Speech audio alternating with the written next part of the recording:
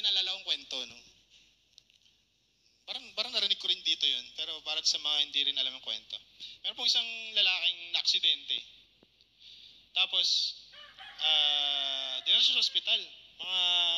Actually, mga isang araw lang naman siya doon. Tapos nagising siya nung kinaumagahan na.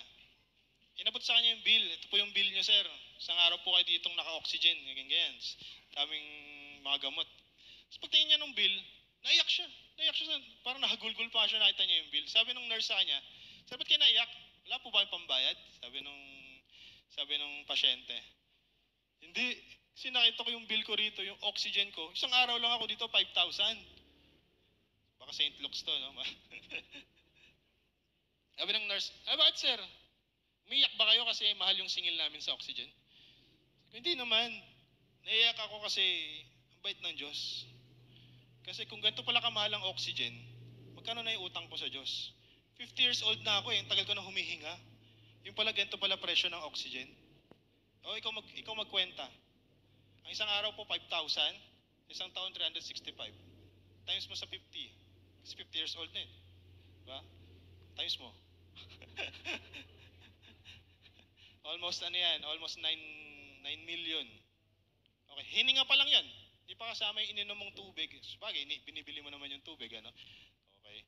So, iba pa mga bagay sa buhay mo, yung malilit na mga bagay, isinuplayan ng Diyos nang walang effort mo. Nag-effort ka ba na kunin yung oxygen, ilagay mo dito? Hindi, di ba? All throughout your life, binigay ng Diyos sa'yo, pero minsan, hindi man lang natin naisip na, Lord, thank you. Kasi kung tutusin, kung 50 years old ka na, may utang kang 9 million kay Lord. Ha? 91. Eksama pa yung mga leap year. Di pa nakasama. Akala mo kikwenta ka pa. Alright, so, di ba parang pag inisip mo yun, may malilit na mga bagay sa paligid mo na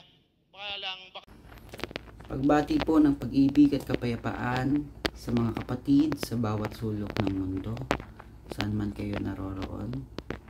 Itong video na to is ginawa ko po para po kay Erwin Mabin. Sa kanya po kasi ako nagkaroon ng point of discussion.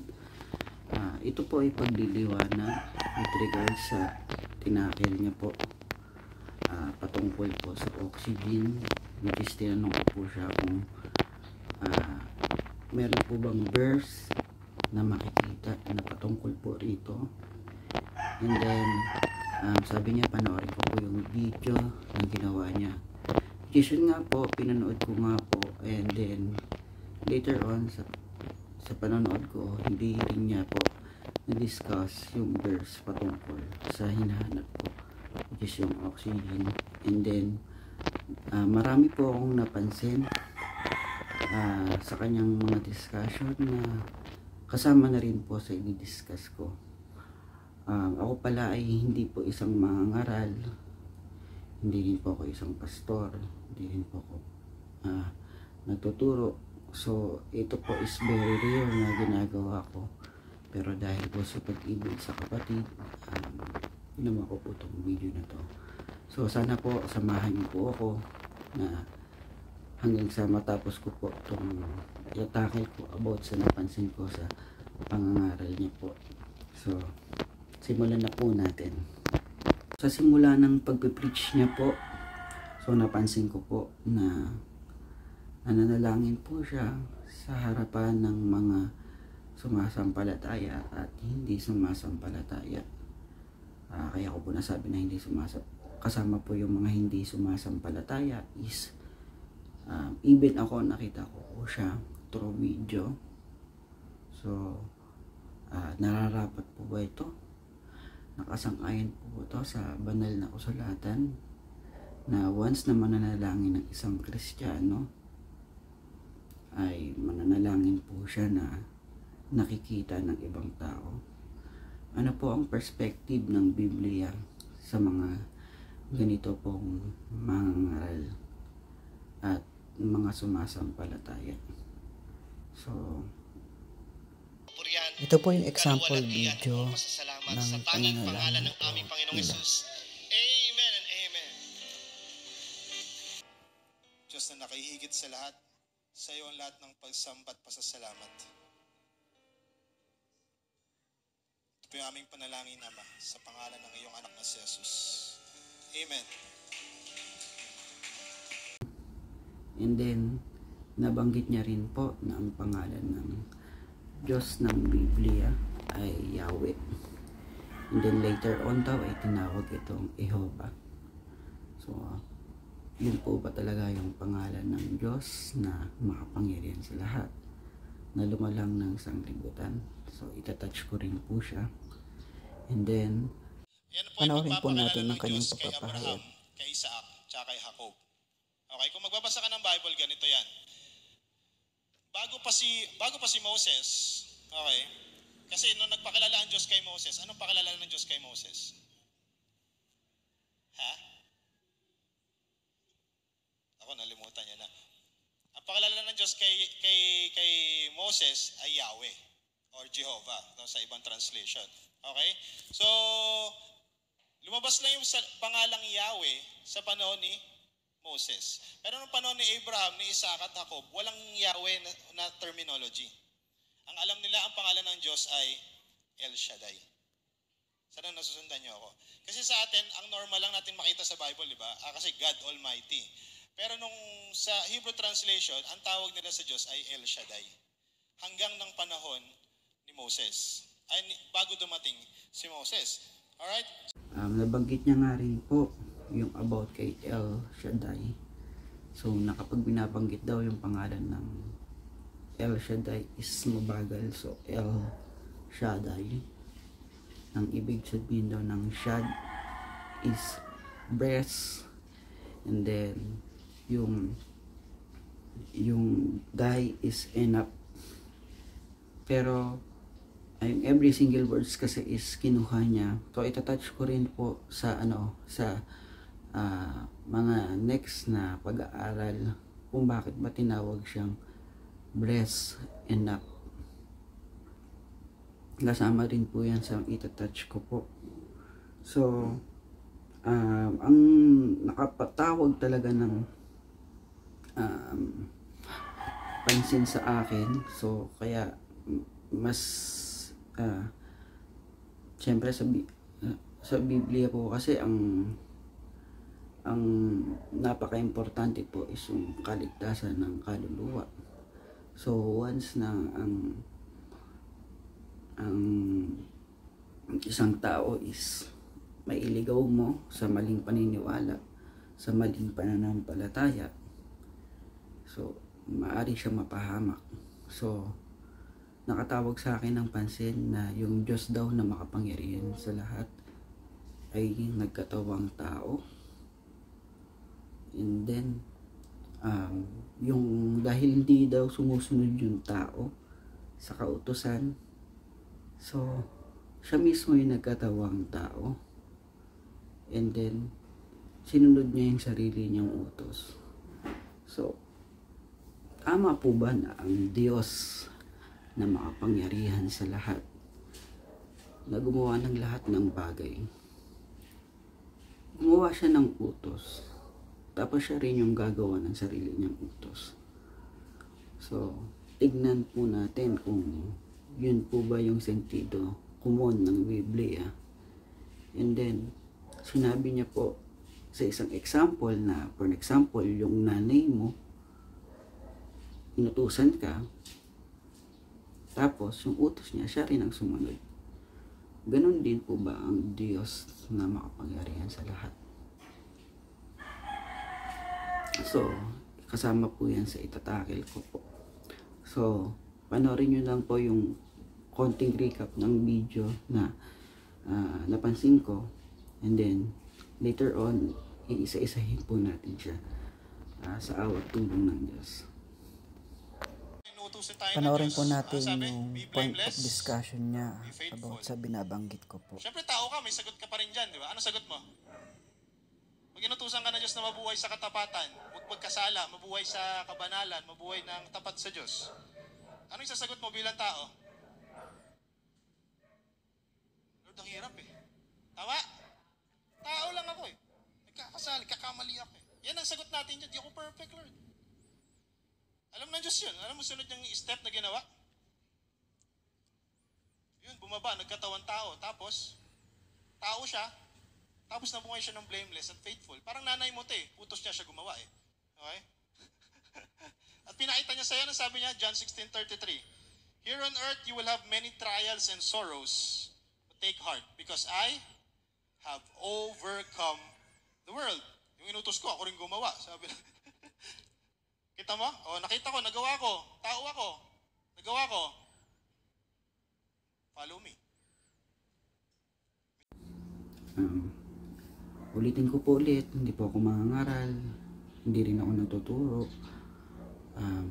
Ako po ay isang hamak lang po na miyembro sa aming samahang Kristiyano, at lalong hindi po ako pastor.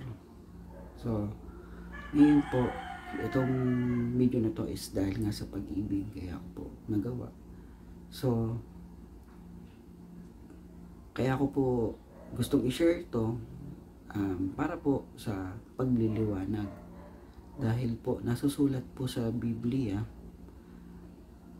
na sa Apokalipsis 1:3, "Mapalad ang bumabasa at ang nakikinig ng mga salita ng hula at tumutupad ng mga bagay na nangasulat doon, sapagkat ang panahon ay malapit na."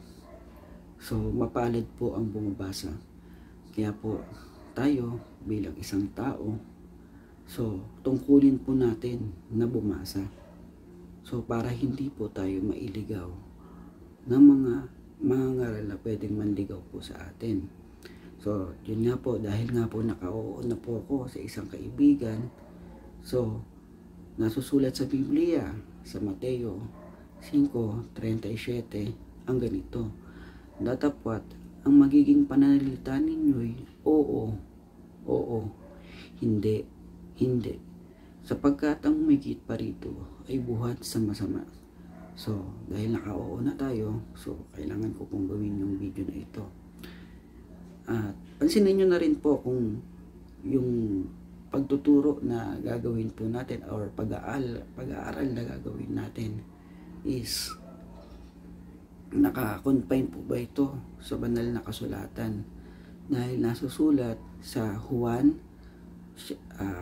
Kapitulo 7, ang bersikulo ay 17 hanggang 18, ang ganito: "Kung ang sino mang tao ay nag-iibig muwa ng kaniyang kalooban, ay makikilala niya ang turo kung ito'y nasa Diyos, o kung ako'y nagsasalita ng mula sa aking sarili. Ang nagsasalita ng ganang sa kaniyang sarili, humahanap ng kaniyang sariling kaluwalhatian. Datapwat ang humahanap ng kaluwalhatian na iyong sa kanya'y nagsugo, ang gayon ay totoo, at sa kanya'y walang kalikuan." So, sa pag-aaral natin, so tingnan nyo po kung meron po ba akong sasabihin na galing lang sa aking sariling kaisipan. Kasi kung magsasalita lang ako sa sarili kong kaisipan, so walang katotohanan sa akin.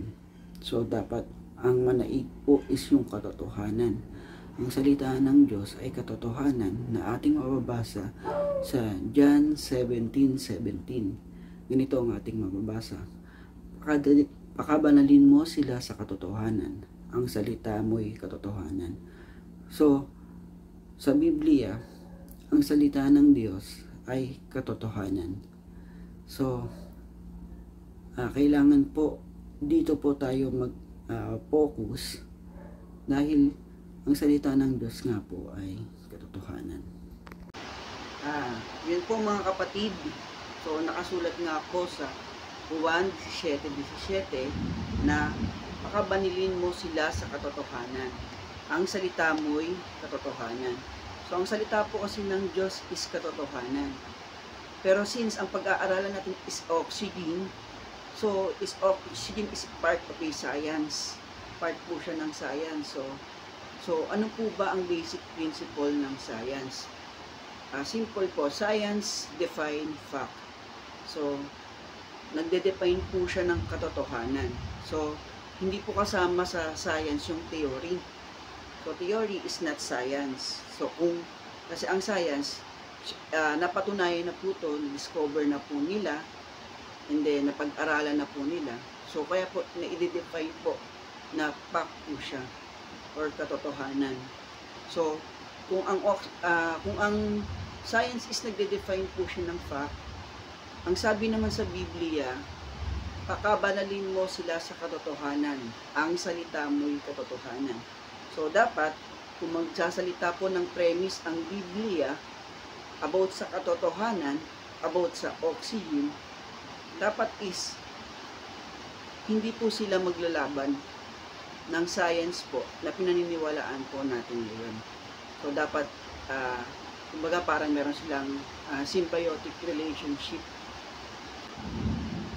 Ngayon, ano pala ang oxygen? So oxygen, noun. Oxygen, symbol.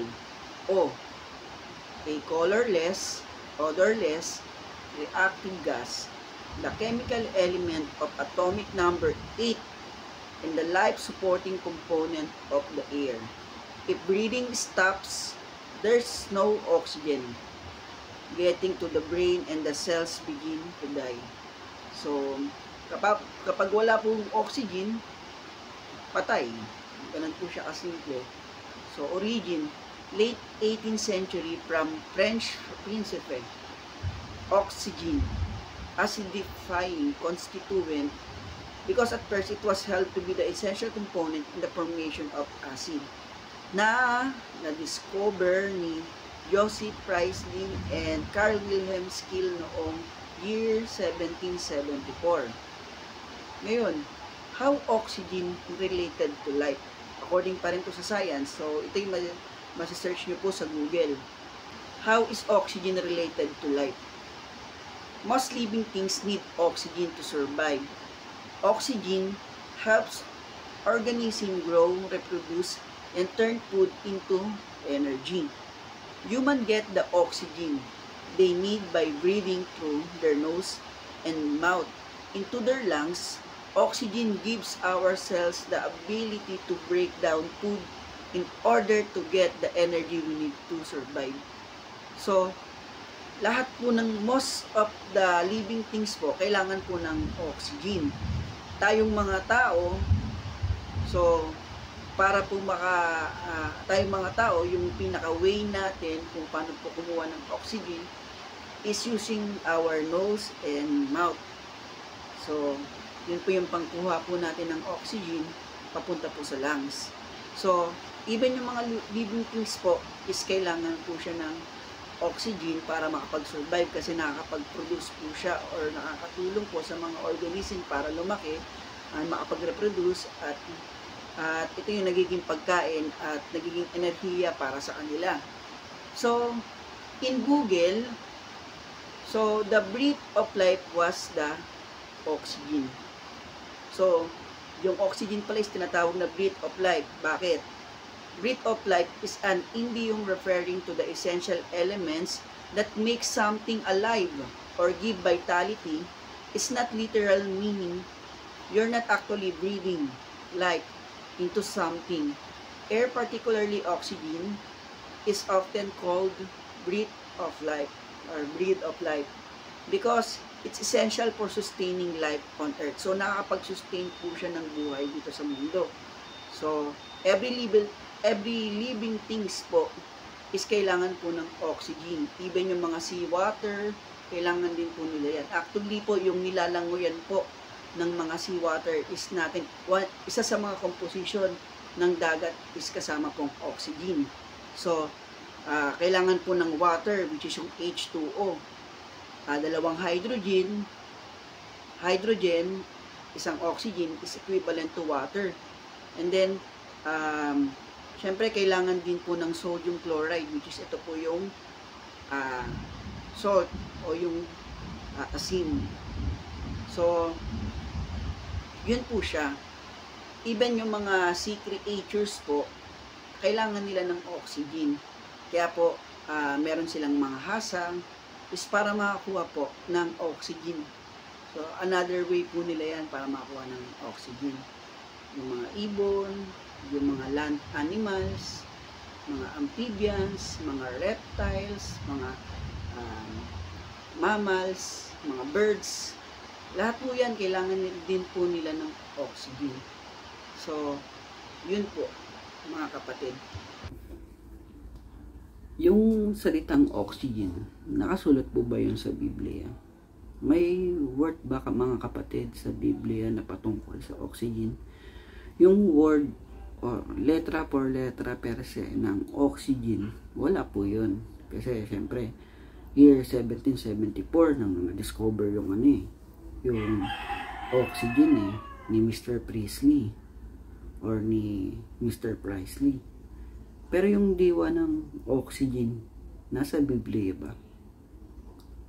Tumawa pa yung isa, nag-react siya. Akala niya sa Biblia, walang oxygen.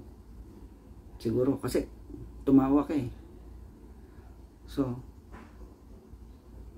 wag po natin tatawanan yung salita ng Diyos. Masama po yun. Alam niyo po ba kung ano po yung tawag ng Diyos na tumatawa sa salita niya? Basa sa Ecclesiastes 2:2, ito po ang ating mababasa. Aking sinabi tungkol sa tawa, ito'y ulol. At sa kasiyahan, anong ginagawa nito? So, anong tawag ng Diyos ng Biblia? Ulol. So, wag po kayong tatawa sa salita ng Diyos dahil napaka banal po niyan. So, nakakapagpanal po ang salita ng Diyos na mababasa po natin sa John 17:17. Pakabanalin mo sila sa katotohanan. Ang salita mo ay katotohanan. So, kaya wag mo natin siyang tatawanan. Ngayon, magbibigay ako ng example, yung Pilipinas. Ang pangalan ng Philippines or Pilipinas ay si King Philip II noong year 1521. Siya rin po yung nakadiscover noon. Ang tinawag niyang Las Islas Pilipinas. So, kaya niya tinawag niya Las Islas, mga pulo. Marami kasing pulo yung Pilipinas So, in archipelago, Philippines composed po siya ng 7,641 island. So, sa Biblia, mababasa ba ang Philippines? Definitely, yung word na Philippines, wala po yun sa Biblia. Pero yung diwa ng Pilipinas, nakasulat ba sa Biblia? Basahin natin. Sa Isaias, kaya't luwalhatiin niya, Isaias 24:15, ito po ang ating mababasa. Kaya't luwalhatiin ninyo ang Panginoon sa silangan. Sa makadwid bagay ang pangalan ng Panginoon ng Diyos ng Israel sa mga pulo ng dagat. So, saan ba nakalocate ang Pilipinas? Di ba po sa silangan? So, ano ba ang Pilipinas? Di ba mga pulo ng dagat ang Pilipinas? So, yung salitang Pilipinas, wala po yun. Pero, yung diwa ng Pilipinas, nakasulat po yan sa Biblia. Okay lang po ba na na sa panahong Kristiyano, yung diwa po o yung kahulugan ng Biblia yung maging panghawakan po natin? Tama po ba yun? Kasi nagsasabi po ko, wala po yung oxygen na word, wala po yung Pilipinas na word. Pero yung diwa ng Pilipinas, pati ng oxygen, nakasulat po yun sa Biblia. Ngayon po, yung oxygen, later on, ipapaliwanag ko po siya. Pero, ano po ba yung dapat nating panghawakan? Sa 2 Korinto 3:6, ito po ang ating mababasa. Na sa amin ay nagpapaging sapat na mga ministro ng bagong tipan, hindi ng titik, kundi ng espiritu. Sapagkat ang titik ay pumapatay, datapwat ang espiritu ay nagbibigay ng buhay. So, yung mga apostol pala, mga Kristiyano, ay ministro ng bagong tipat, hindi ng titik or ng letra por letra. Sapagkat ang titik ay pumapatay, kundi ng espiritu. Kasi yung titik, hahanapin mo, kung titik ang hahanapin mo, maliligaw ka po. Pero kapag diwa ang hinanap mo, makikita mo nakasulat yan sa Biblia. So, sa John 6:63, ito po ang ating mababasa. Ang espiritu nga ang bumubuhay, sa laman ay walang anumang pakinabang. Ang mga salitang sinasalita ko sa inyo ay pawang espiritu at pawang buhay. Yung salita kasi ng Diyos, yung diwa ng salita, meron po yung buhay, may espiritu po yan. Kaya po, for example, yung ampalaya, yung salitang ampalaya sa English, bitter melon. So, scientific name ng Mormodica carantia. Ito ay napangalanan noong 1904. So, sa Exodo, mababasa ba ang salitang ampalaya? Definitely hindi, pero nakasulat siya sa Biblia. Sa Exodo 12:8, ito po ang ating mababasa. At kanilang kakanin ang laman sa gabing yaon na inihaw sa apoy at tinapay na walang lebadura. Kakanin nilang kaulam ng mapapait na gulay. So, mapait ba ang ampalaya? Mapait. Gulay ba ang ampalaya? Gulay. So, nakasulat siya sa Biblia. Balik tayo sa oxygen. Alam niyo ba mga kapatid na ang oxygen nakasulat siya sa Biblia? Pero hindi ng titik, kundi ng espiritu. Yung espiritu na ang oxygen is breath of life. Yun kasi ang ibig sabihin ng oxygen, breath of life. So, at nilalang ng Panginoong Diyos ang tao sa alabok ng lupa at hiningahan ang kanyang mga butas ng ilong ng hininga ng buhay at ang tao ay naging kaluluwang buhay. Ito po ay nakasulat sa Genesis 2:7. So, yung tao po, binigyan po siya ng hininga ng buhay. Lately, tinawag po siyang oxygen nang ma-discover po siya ni Joseph Priestley. Pero gaano ba katagal na nakasulat na po yung Genesis? Roughly, sinulat po ito ng Moises year 1440 to 1445 BCE.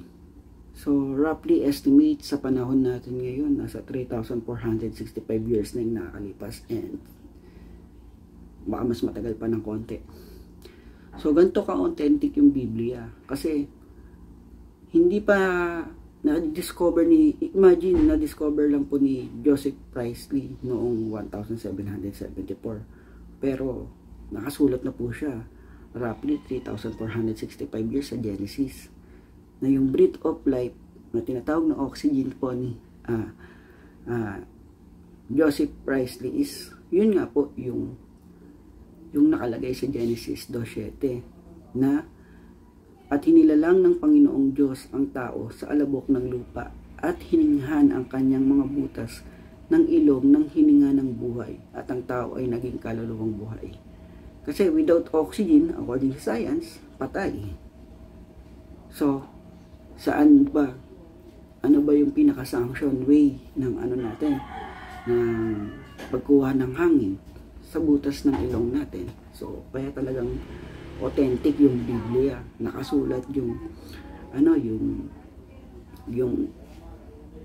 oxygen sa tao lang ba? Sa science ang sabi, kahit sa every living things needs ng oxygen. So basahin natin sa Job 12:9 hanggang 10, itong ating mababasa. Sinong nakakaalam sa lahat ng mga ito na ang kamay ng Panginoon ang siyang gumagawa nito? Nasa kamay niya ang kaluluwa ng bawat bagay na may buhay at ang hininga ng lahat ng mga tao. Nakita niyo po, nasa kamay niya ang kaluluwa ng bawat bagay na may buhay at ang hininga ng lahat ng mga tao. So, yun nga po yun, yung oxygen. Binibigay ng Diyos ng libre yun. So, yun, nasa kamay ng Diyos yun, kung bibigyan ka niya o hindi. So, kapag hindi ka niya binigay ng oxygen, may hihirapan kang huminga. Later on, matay ka. So, dito pinapakita na nasa kamay ng Diyos ang kaluluwa ng bawat bagay na may buhay, ang hininga ng mga tao. hindi lang ang mga hayop na nasa lupa, kundi maging sa tubig. Sa panahon ni Noe, nung inutusan siya ng Diyos, meron akong ipapansin sa inyo mga kapatid. Sa Genesis 6:13 hanggang 17, ito ang ating mababasa. At sinabi ng Diyos kay Noe, ang wakas ng lahat ng tao ay dumating sa harap ko, sapagkat ang lupa ay napuno ng karahasan dahil sa kanila. At narito, sila'y aking lilipuling kalakip ng lupa. So dito, dahil sa kasamaan ng tao, inutusan ng Diyos si Noe na gumawa ng goper o katumbas ng barko. Dahil lilipulin ng Diyos ang sangkatauhan. Ipagpatuloy natin. Sa 14, gumawa ka ng isang sasakyan, kahoy na goper. Gagawa ka ng mga silid sa sasakyan at iyong sisiksikan sa loob at sa labas ng sahig. At ganitong paraan gagawin mo, 300 siko ang haba ng sasakyan, 50 siko ang luwang, at 30 siko ang taas. Gagawa ka ng isang durungawan sa sasakyan, parang ventilation, at wawakasan mo ang isang siko sa dakong itaas, at ang pintuan ng sasakyan ay ilalagay mo sa tagiliran. Gagawin mong may lapag na lalong mababa, pangalawa at pangatlo. At ako'y narito, ako'y magpapadagsa ng isang baha ng tubig sa ibabaw ng lupa upang lipulin sa silong ng langit ang lahat ng laman na may hininga ng buhay. Ang lahat na nasa lupa ay mga mamatay. So definitely, kasi ang tao is consider siya as land animals, kasama siya sa lilipulin. Actually, ang main talaga na lilipulin mga tao Pero dahil ang mga hayop nakadependente sila, yung mga land animals sa lupa, madadamay talaga sila. So, bakit tubig ang gagamitin ng Diyos na pangpatay sa mga tao? Siyempre dahil ang aalisin ng Diyos ang hininga ng buhay, which is yung oxygen, na kung saan dependent ang tao para mabuhay. At dahil buong sangkataon ng lilipulin, madadamay ang mga hayop na dependent din sa oxygen o yung mga land animals. Even, siyempre kasama rin doon yung ibon, kasi land animals pa rin po sila dumadapo pa rin po sila sa sa lupa So, pag napagod sila, rin po sila, maglaland po sila. So kasama po sila sa madadamay sa sa baha na mangyayari. So patuloy natin yung pagbabasa. At sa bawat nangabubuhay, sa lahat ng laman ay maglululon ka sa loob ng sasakyan ng dalawa sa bawat uri upang maingatan silang buhay. Nakasama mo, lalaki at babae, kinakailangan sa mga ibon, ayon sa kanilang uri, at sa mga hayop, ayon sa kanilang uri. Sa bawat nagsiusad, ayon sa kanilang uri, 2 sa bawat uri ay sasama mo sa iyo, upang maingatan silang buhay. At magbaon ka ng lahat ng pagkain na kinakain, at imbakin mo sa iyo, at magiging pagkain mo at nila. Gayon ginawa ni Noe, ayon sa lahat ng inutos sa kaniya ng Diyos, ay gayon ang ginawa niya.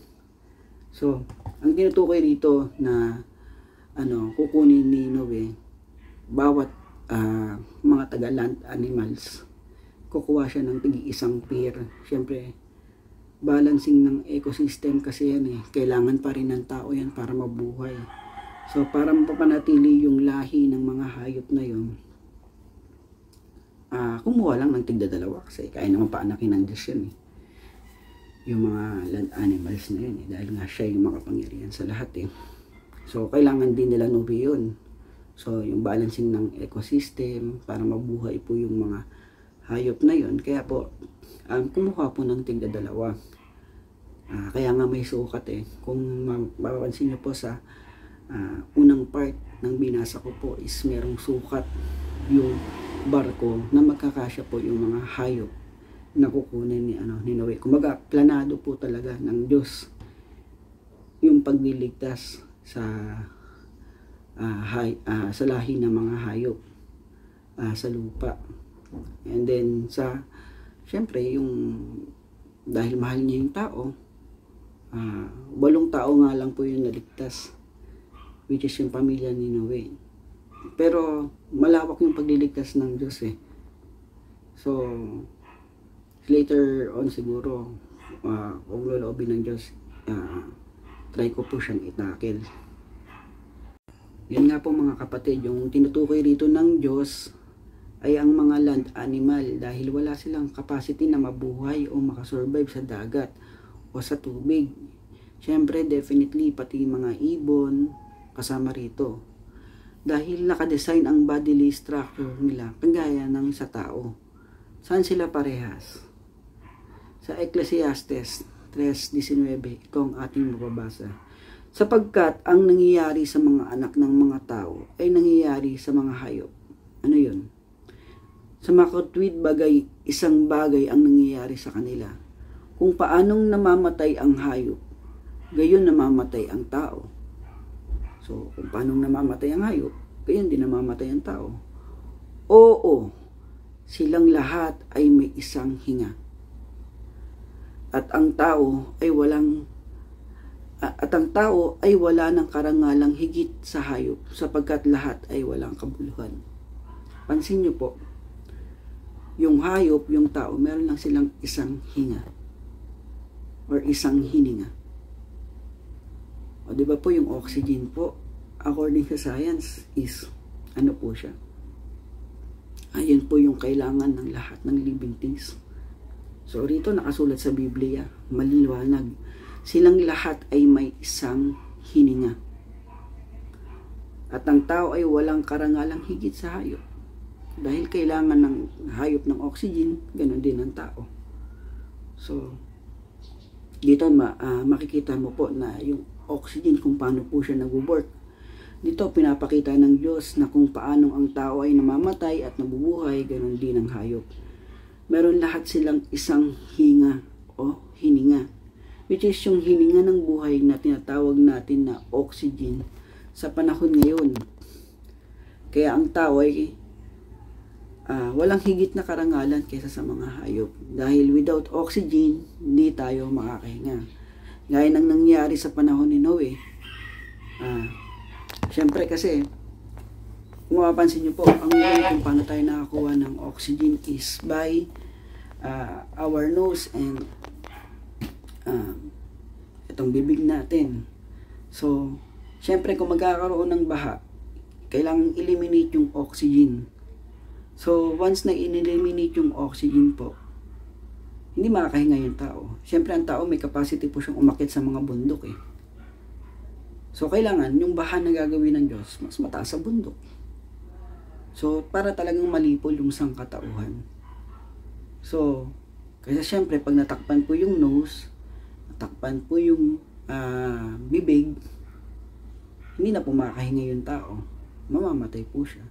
Kasi, dahil sa lack of oxygen, wala naman po kasi tayong gaya ng sa isda na meron po silang hasang. So, para makahinga. So, iba po yung way kung paano po humihinga yung tao. So, yun po, nabasa po natin yung oxygen sa Biblia. Later on po, itatakal po natin yung iba. Maraming salamat po sa Diyos at ang lahat ng karangalan at kapurihan ay mananatiling sa Diyos. Maraming salamat po sa inyo.